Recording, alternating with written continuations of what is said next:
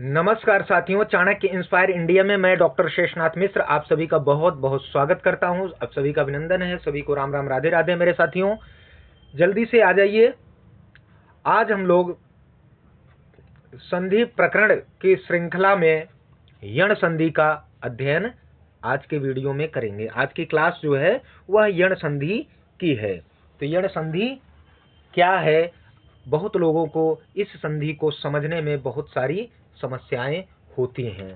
ठीक है, तो चाणक्य इंस्पायर इंडिया आप सभी के लिए संस्कृत विषय से जितनी भी परीक्षाएं होती हैं या होने वाली हैं या होंगी, उन सभी की तैयारी निःशुल्क अपने इस प्लेटफॉर्म से करवा रहा है। ठीक है, बस आपसे कोई और अपेक्षा नहीं है। बस चैनल को सब्सक्राइब, लाइक, शेयर करके लोगों तक पहुंचाने की कृपा और इतना सहयोग अवश्य करें। ठीक है ना, इससे हम सबको मोटिवेशन मिलता है और प्रतिबद्धता के साथ आपकी सफलता में हम सब योगदान देने के लिए प्रतिबद्ध हैं और लगे रहते हैं। आइए देखते हैं यण संधि। देखिए, ये आपकी यण संधि है। यण संधि विधायक सूत्र कौन सा है? वह है इको यणचि। कौन सा है सूत्र? सूत्र का नाम क्या है? इको यणचि। आप कहेंगे इको क्या? इको में कौन सी विभक्ति है? तो इका है। जब इसका पदच्छेद करेंगे, इका है षष्ठी विभक्ति एक वचन, यण प्रथम विभक्ति एक वचन और यण में अचि है। इसका करेंगे तो ये होगा यण अचि। अचि में सप्तमी विभक्ति एक वचन। अचि माने अच में सप्तमी विभक्ति है। इका माने इक के। ठीक है, पदच्छेद। अब कोई पूछे कि इको यणचि सूत्र में कितने कुल पद हैं? तो 3 पद हुए, इका, यण और तीसरा कौन सा है? अचि।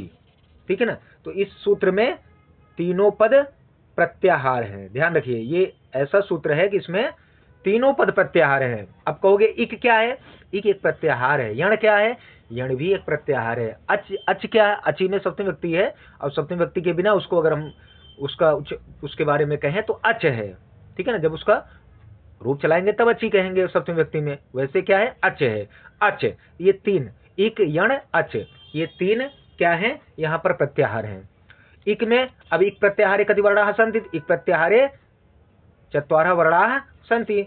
इक प्रत्याहार में देखिए ई, उ, री, री, ये 4 वर्ण आते हैं। यण में 4 वर्ण यण में भी है, या, वा, रा, ला। अच में कुल 9 वर्ण होते हैं। सारे स्वर जो है अच प्रत्याहार के अंतर्गत आ जाते हैं। बात समझ गए? इतनी बात क्लियर हुई है कि नहीं? खैर, कोई बात नहीं। अब इको यणचि सूत्र की जो वृत्ति है उसमें देखेंगे तो कहता है इका स्थाने यण स्यादचि संहितायाम विषय। संहिता के विषय में अर्थ क्या निकला? कि संहिता के विषय में अच के विद्यमान होने पर इक के स्थान पर यण हो जाता है।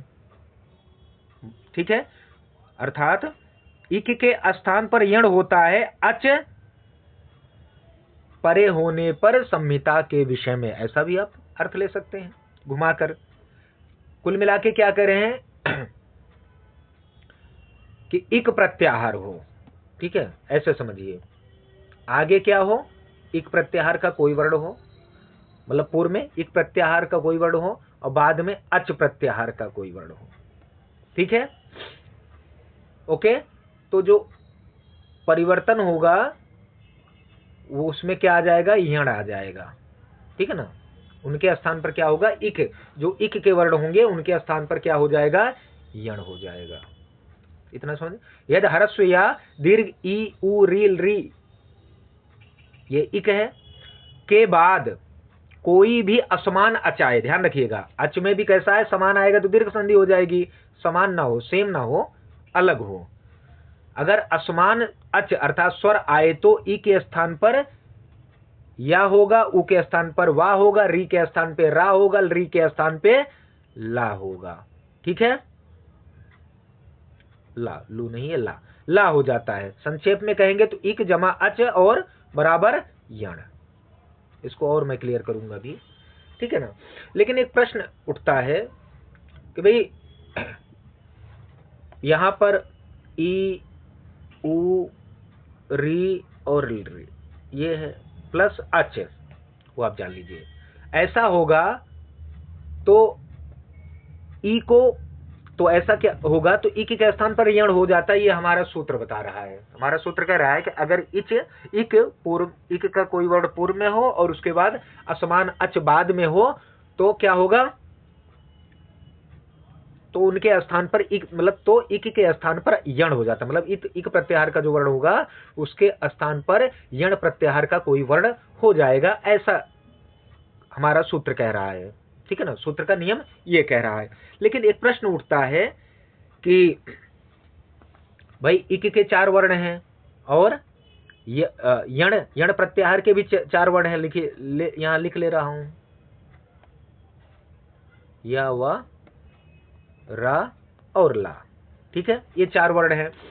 तो अब ऊपर भी 4 है इक प्रत्याहार के, यण प्रत्याहार के भी 4 वर्ण हैं, लेकिन किसके स्थान पे कौन सा वर्ण होगा यह कैसे पता चलेगा, यह कैसे पता चलेगा। ठीक है, बताइए। उससे पहले भी यह था कि इको यणची जो लिखा है उसमें इक के ही स्थान पर क्यों परिवर्तन हो रहा है, क्योंकि षष्ठान, उसमें कहते हैं एक सूत्र आता है षष्ठी स्थाने योगा, षष्ठी के स्थान पर ही योग होता है, ऐसा है। तस्मिन् नीति निर्दिष्टे पूर्वस्य सप्तम्यंत के निर्देश से क्रियमाण कार्य अन्य वर्णों के व्यवधान से रहित पूर्व के स्थान पर जानना चाहिए। वो अच्छी के संदर्भ में बता रहे हैं। स्थाने अंतरतमा, अभी इस भाई इक, मतलब ई के स्थान पर यह होगा या ई के स्थान पे वह होगा, इसका कैसे निर्धारण किया जाएगा। तो इसके लिए एक सूत्र है स्थाने अंतरतमा, अर्थात प्रसंगे सति सदृश्यतम आदेश स्यात्। करें कि प्रसंग अर्थात प्रसक्ति, मतलब प्राप्ति होने पर अत्यंत सदृश आदेश होता है, यूं समझिए इसको संक्षेप में। ठीक है, यहां इकार के साथ यणों की सदृशता अर्थ, प्रयत्न और मात्रा की दृष्टि से तो हो नहीं सकती, अतः शेष रहे स्थान की दृष्टि से ही समता यहां पर देखेंगे। अर्थात कह रहे हैं कि या तो उच्चारण स्थान समान हो, या तो उसमें एक सदृशता हो, या तो उनका प्रयत्न समान हो इत्यादि हो, तो फिर उसके स्थान,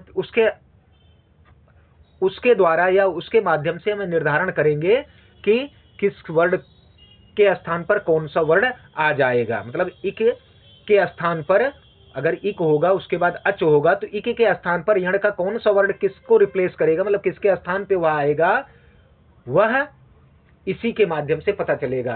उच्चारण स्थान या प्रयत्न या सदृशतम, मतलब समानता के आधार पर।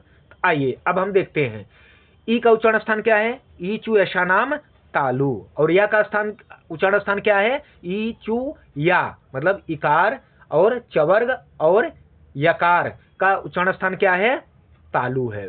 तो अब यहां चूंकि या का स्थान, उच्चारण स्थान तालु है और या का उच्चारण स्थान तालु है, इसलिए या के स्थान पे वो ई के स्थान पे या हो जाएगा। इसी प्रकार ई चू यशा नाम चवर, ई चू यशा नाम तालु, री टू रषाणाम, या आकु हा विसर्ज उपदमानियम ओष्ठव, उकार का उच्चारण स्थान और वकार का उच्चारण स्थान सेम है। ठीक है, रिकार का और रकार का स्थान सेम है, रिकार का और लकार का, इसलिए ई और या सेम है, तो ई का या हो जाएगा, री का उ के स्थान पे वाह हो जाएगा, री के स्थान पे रा हो जाएगा, री के स्थान पे ला हो जाएगा। अब आप समझ गए। ठीक है, अब आगे और इसको आसान भाषा में समझेंगे उदाहरण के माध्यम से। ह्रस्व या दीर्घ ई हो या और उसके बाद अच माने स्वर हो तो क्या हो जाएगा, या हो जाएगा। ठीक है, अभी मैंने बताया ई के स्थान पे या होता है, होगा। फिर ह्रस्व उ या दीर्घ उ के बाद स्वर हो तो उसके उ के स्थान पे वाह हो जाएगा। ठीक है ना, ये इक है, ई उ री ये सब इक है, और या वा रा ला ये सब क्या है, यण है, यण के प्रत्याहार के वर्ण है। इसी प्रकार ह्रस्व री या दीर्घ री के बाद स्वर आए तो क्या होगा, रा हो जाएगा। इसी प्रकार री के बाद स्वर आए तो ला हो जाएगा। अब इतनी बात आप समझ गए हैं।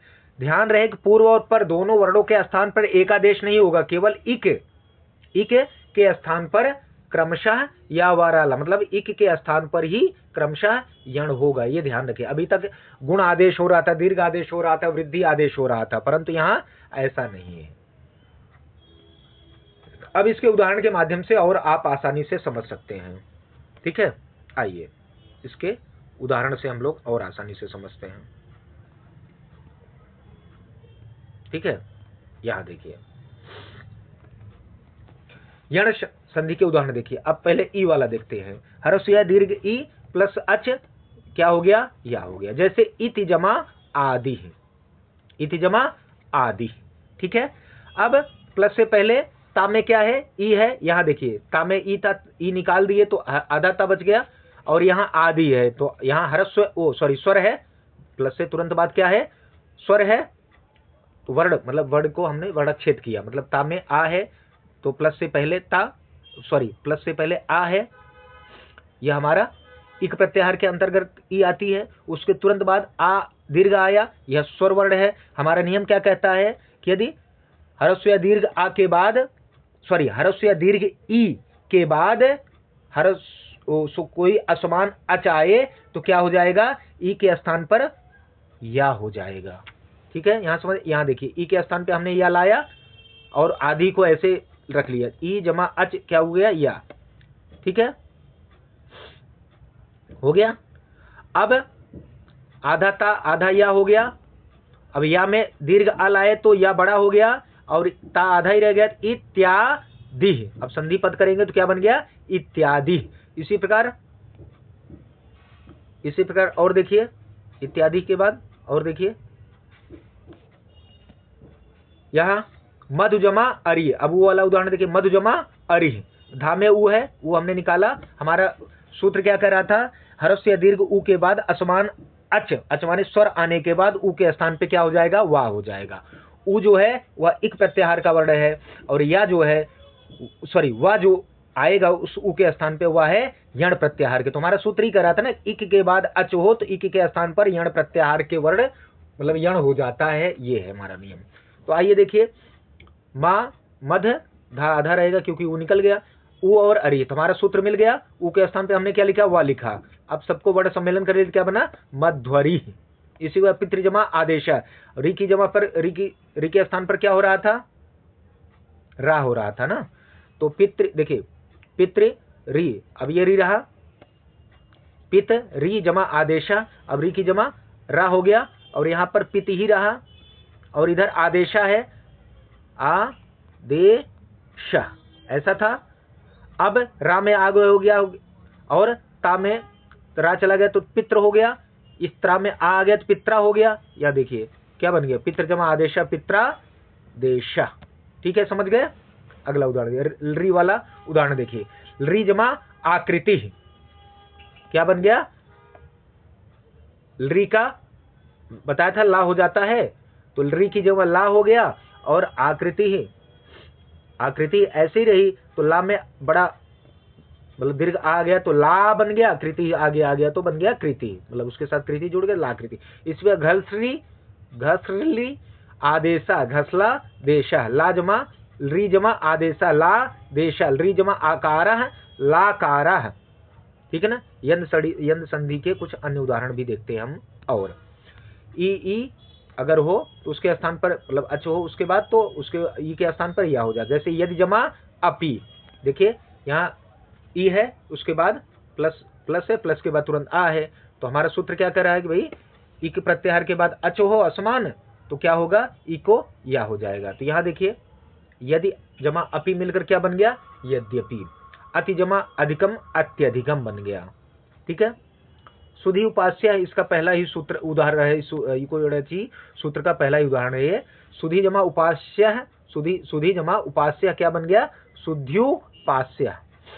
अब इसकी मैं जो है ना इसकी सिद्धि में नहीं जा रहा हूँ, सिद्धि में लगभग 7 सूत्र लगते हैं एक वार्तिक को लेकर, उसमें नहीं जा रहा हूँ, यहीं पे बता दे रहा हूँ, उसको अलग से मैं उस उदाहरण को बताऊंगा। अति जमा अंतम अत्यंतम, नदी जमा ऊर्मि नदूर्मि, नदी जमा उर्मी नद्यूर्मि, क्या बन गया, नदी जमा उर्मी नद्यूर्मि, क्योंकि यहाँ पर ई की जमा या आता है। अति जमा आचार अत्याचार, अब आप समझ गए ना, जो कहते हैं हमारे ऊपर बहुत अत्याचार हो रहा है, तब अत्याचार में कौन सी संधि है और संधि विच्छेद कैसे होना है वह आपको अब इसके माध्यम से पता चलेगा। अभिजमा उदया, अभ्युदय, अति जमा उत्तम, अत्युत्तम।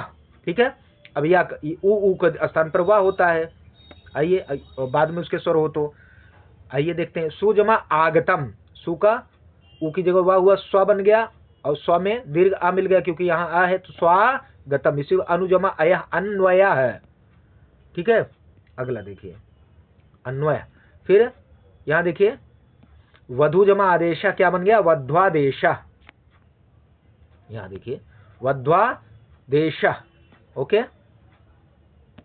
गुरु जमा आदेश क्या बन गया, गुरुवादेश। ठीक है। तो ये सारे उदाहरण आपके यण संधि के हैं। आप इसको लगातार अभ्यास करिए, आपको बहुत आसानी से चीजें समझ में आ जाएंगी। जो ना समझ में आए फिर हमसे संपर्क करिए। बस चैनल को लाइक शेयर सब्सक्राइब करिए। अपना ढेर सारा प्यार बनाए रखिए।